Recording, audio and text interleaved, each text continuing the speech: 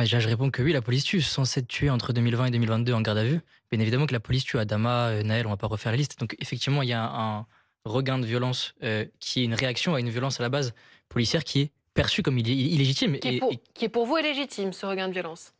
Cette violence-là, en réponse, je suis personne pour juger la légitimité de la violence, mais je dis juste que c'est une réaction qui est là et qui est naturelle, qui va être en réponse à une violence à la base d'État. Donc la question, c'est la police représente qui? Représente quoi?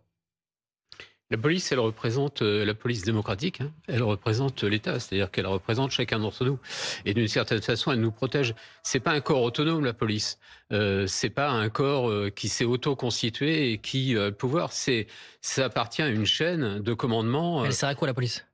La police, elle sert à assurer votre sécurité au quotidien. Hmm. Vous l'avez jamais utilisée, sans doute, mais On sait pas.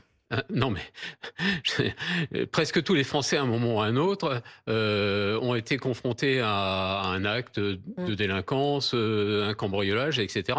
Et donc utilisent les services de la police. La police, elle protège.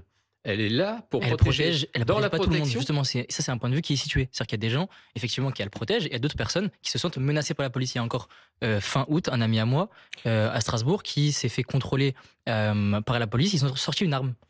Dans sa vie, 3 fois, ça lui est arrivé. Ouais. 3 fois pour un test d'alcoolémie, il était positif, c'était même pas avec les microgrammes, c'était positif ou négatif. 3 fois pour Alors, un on test va d'alcoolémie. revenir sur cette question des contrôles au faciès, évidemment, mais je voudrais qu'on revoie les images, Ferris Barkat. Là, ce sont 3 jeunes qui s'en prennent à un policier.